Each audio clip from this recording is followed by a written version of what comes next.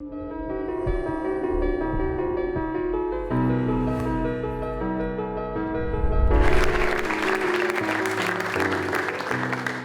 connaissez le jeu Est-ce que tu préfères? C'est un jeu où on doit choisir euh, entre deux options qui sont vraiment difficiles, mais à la fin, il faut faire un choix. Et aujourd'hui, je vais vous demander la même chose. Est-ce que vous préférez gérer votre stress ou bien gérer votre attention? Et c'est de ça dont on va parler aujourd'hui. Alors, quand on parle de psychologie du sport, on voudrait être dans un état fantastique, on voudrait être dans le flow, parce que c'est là, normalement, qu'il y a une bonne performance. Et dans cet état, on ressent un équilibre entre tout ce qu'on doit faire et puis tout ce qu'on sait faire. Donc ça, c'est le flow. Ce flow est associé à une bonne performance, et en général, c'est l'inverse du stress. C'est quand on perçoit un déséquilibre entre ce qu'on nous demande de faire et puis ce qu'on croit savoir faire. Donc quand on est dans le flow, tout se passe bien, on est concentré, on est relaxé, on est en train de faire une bonne performance, on s'en rend compte. C'est un état second, en général, qui pourrait faire devenir premier. Et dans le modèle classique de la psychologie du sport, c'est ça ce qu'on va retrouver.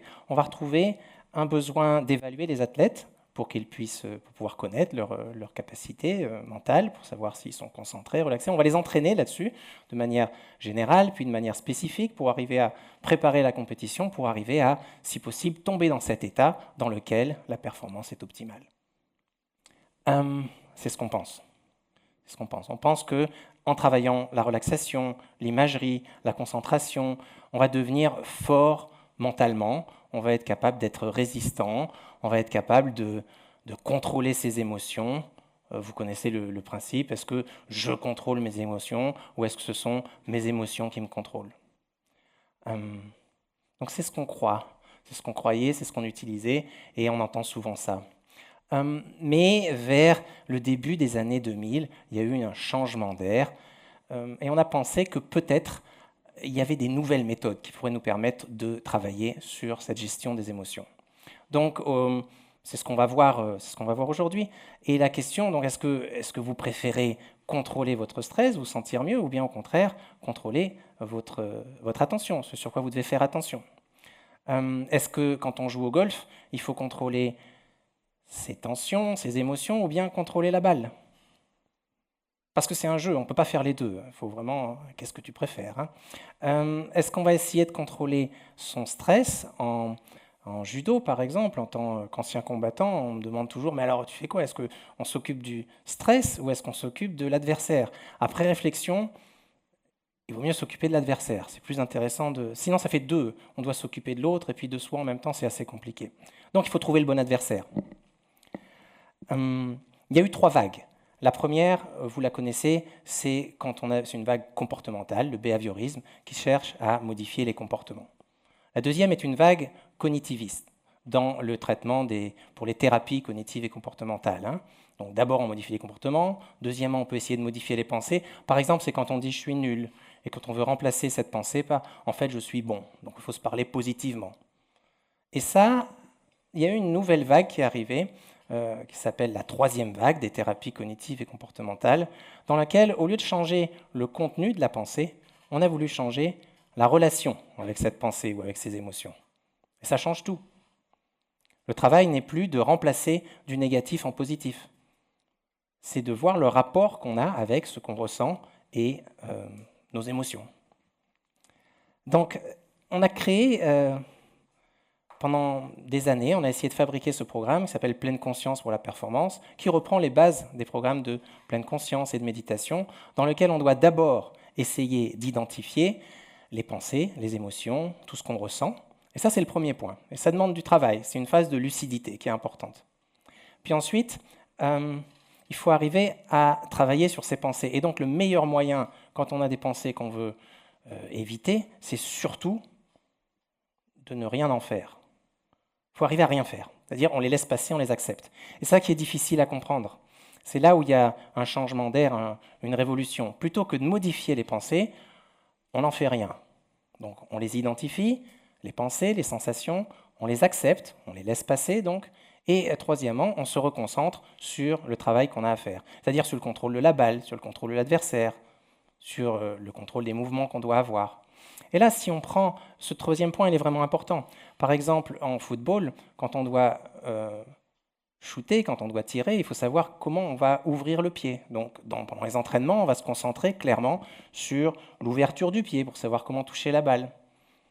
Mais ce n'est pas ça ce qu'on va utiliser dans des situations de stress en compétition.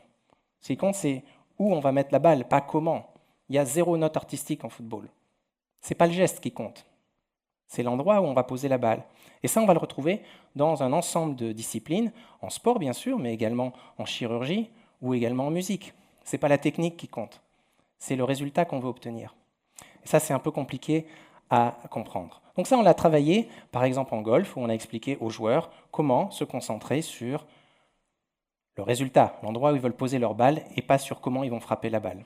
C'est très compliqué, mais les études montrent que ça leur permet d'avoir des meilleures performances. On a fait la même chose avec des pilotes de chasse qui nous ont demandé « mais comment vous faites dans le sport de haut niveau ?» Et eux, ils en avaient besoin, notamment pour des questions de sécurité, quand ils doivent s'éjecter. En général, c'est que ça se passe mal, c'est qu'en dessous, il vaut mieux pas y aller, il y a de l'eau, des ennemis, et puis il faut faire attention où ils envoient l'avion, qu'ils ne tombent pas dans une zone avec des personnes. Donc il faut qu'ils soient suffisamment lucides, il faut qu'ils acceptent toutes leurs pensées, qu'ils acceptent de quitter l'avion, mais aussi il faut qu'ils soient capables d'appliquer des procédures. Les études qu'on a menées ont permis de conclure que grâce à ces méthodes de pleine conscience, ils vont pouvoir être plus lucides, s'éjecter plus vite et dans des meilleures conditions, en ralentissant, mettant l'avion à plat, pouvoir s'éjecter dans des conditions un peu moins terribles. Alors, comme on a les Jeux Olympiques, depuis quelques années, le gouvernement finance des programmes pour avoir des meilleurs résultats dans ces Jeux Olympiques et Paralympiques. Et donc, en escrime, les financements portaient sur des recherches qui portaient sur la fatigue, d'une part, et puis la tension. Donc on a travaillé avec les escrimeurs des équipes de France, dès Tokyo, et maintenant également pour préparer Paris, pour essayer Paris 2024, pour qu'ils puissent se concentrer sur leur adversaire tout en laissant passer leurs pensées et leurs émotions. Après, quand il faut vulgariser les résultats des études, ça donne par exemple des BD de ce type, dans lequel on demande, le maître d'armes demande à son athlète s'il veut gérer vraiment son stress ou s'il pourrait déjà s'occuper de son adversaire en face. Donc, est-ce que tu veux gérer ton stress ou bien est-ce que tu veux gérer ta concentration? Alors, ces études ont porté ensuite sur d'autres sports plus compliqués. Par exemple, quand on fait de la course, de la nage ou du cyclisme, on peut avoir envie de s'arrêter parce que c'est difficile.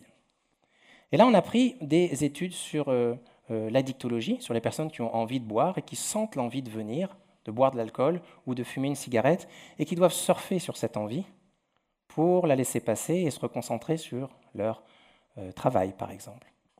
Alors, dans le cas de sport d'endurance, c'est la même chose. Parfois, on a envie de s'arrêter. On a envie de faire une pause, et puis c'est difficile, et quel que soit le niveau. Donc, on va essayer de travailler sur les mêmes méthodes, de surf sur l'envie. J'ai envie de m'arrêter, je sens la vague qui monte, et puis je continue mon effort pour pouvoir le faire plus longtemps ou plus vite. Donc on a adapté ces méthodes pour arriver à courir plus longtemps ou courir plus vite. Ce qui nous a permis d'aller du sport général vers la santé. Donc on considère qu'il y a énormément de personnes en situation de handicap qui peuvent avoir besoin, par exemple parce qu'ils sont obèses. Et des personnes obèses ont besoin de faire une activité physique, mais c'est difficile. Donc on a mis en place le même programme pour essayer de les aider à pouvoir pratiquer une activité physique dont ils ont besoin, mais pour pouvoir supporter cette quantité, même si elle vous paraît faible, pour eux c'est très important, c'est un défi qui est à la hauteur de leurs difficultés. Donc en travaillant de cette manière, on a remarqué que ces personnes pouvaient pratiquer plus longtemps et donc avoir une meilleure qualité de vie. Si on reprend le même travail et qu'on le fait avec des personnes qui sont atteintes de sclérose en plaques, souvent des handicaps invisibles, on ne se rend pas compte qu'ils ont ces difficultés-là, eh bien, ils ont de la même manière besoin d'activité physique pour avoir une qualité de vie qui est supérieure. Alors, les programmes sont similaires, on les entraîne à reconnaître leurs émotions, reconnaître leurs pensées, les accepter pour continuer à réaliser cet effort qui va leur permettre ensuite d'avoir une vie plus agréable. Donc sur ces deux sports, sur ces deux activités, c'est-à-dire pour les personnes qui sont obèses et puis pour les patients qui sont atteints de sclérose en plaques, on a eu des bons résultats. On a eu des bons résultats, mais que pour ceux qui ont fait l'entraînement. C'est un entraînement qui n'est pas facile, qui est aussi compliqué que celui d'un athlète de haut niveau. C'est désagréable. Il faut faire des exercices dans lesquels on respire et à chaque fois on se concentre sur la respiration et dès qu'on est distrait, il faut revenir sur cette respiration. Et puis ça, ensuite, il va falloir le transférer à des activités physiques dans lesquelles on doit faire des flexions, marcher. Ce n'est pas des exercices très compliqués pour vous, mais pour eux, c'est extrêmement dur. Il y a un défi énorme. Donc, la difficulté de ces méthodes, c'est qu'elles fonctionnent extrêmement bien, mais dans le cas où on suit, dans le cas où on est motivé pour arriver à les faire. C'est pour ça qu'on s'est retrouvé à dire, mais il va falloir, en plus de ces méthodes de pleine conscience, arriver à travailler la motivation. Il faut que ces gens soient motivés et soient capables de réaliser ces exercices qui sont des entraînements, qui sont difficiles, longs, aussi longs que celui que peut avoir un athlète de haut niveau. C'est là où, à l'université, on nous a dit, mais vos méthodes de concentration, est-ce qu'on peut les appliquer aux étudiants? Parce qu'ils ne sont pas forcément motivés, certains. Et parce que parfois, ils sont distraits. C'est pas que les cours sont pas intéressants. Ils sont intéressants, mais des fois, on voit bien qu'ils nous regardent et puis qu'ils partent ailleurs. Ils ont des distractions.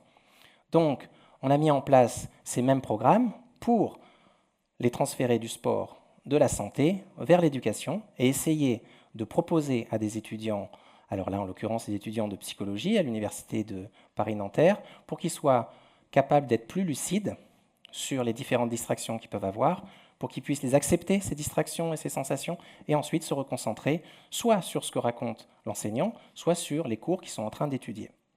Donc on remarque que tout ce travail-là a permis de glisser du domaine sportif jusqu'au domaine médical et ensuite au domaine de l'éducation. Donc en résumé, pour la présentation d'aujourd'hui, il va falloir faire attention à une seule chose principale. Mais on ne peut pas continuer à augmenter la quantité d'entraînement que supportent les athlètes sans vérifier que leur santé mentale est protégée. Donc oui, on peut faire de la pleine conscience pour qu'ils soient capables d'accepter des charges plus importantes, mais peut-être pour qu'ils soient capables de détecter d'abord des signes qui vont indiquer qu'une blessure va arriver ou qu'ils vont être en situation de surentraînement. Donc la première des choses, ne pas nuire, c'est faire attention qu'on va aider les athlètes et en respectant leur santé mentale. Deuxième des choses, c'est le point principal de cette présentation, c'est de dire que si vous voulez gérer le stress, ça va se faire en dehors de la performance. Donc plutôt que de gérer le stress, gérons l'attention, c'est-à-dire apprenons à reconnaître les différentes pensées, à reconnaître les différentes sensations pour surtout ne rien en faire et pouvoir nous concentrer sur le travail qu'on a à faire. Je conclue évidemment par, encore une fois, de manière insistante, attention à la santé de nos sportifs, c'est eux qui vont nous défendre dans quelques mois, qui vont défendre les intérêts de la nation. Et pour terminer, ce que je voulais vous proposer, c'est de faire un de ces exercices de pleine conscience qui s'appelle un scan, dans lequel on essaie de vérifier rapidement au niveau de tout le corps et au niveau de ce à quoi vous pouvez penser, comment on se sent et à quoi on pense tout de suite, ici et maintenant. Donc si vous voulez, vous pouvez fermer les yeux ou les garder ouverts. Et je vous pose d'abord la première question. Comment vous sentez-vous en ce moment? Ici? Maintenant? Qu'est-ce que vous ressentez tout de suite dans votre corps? Deuxième question. À quoi vous pensez en ce moment? Quelles sont vos émotions? Ici? Maintenant? Je vous remercie.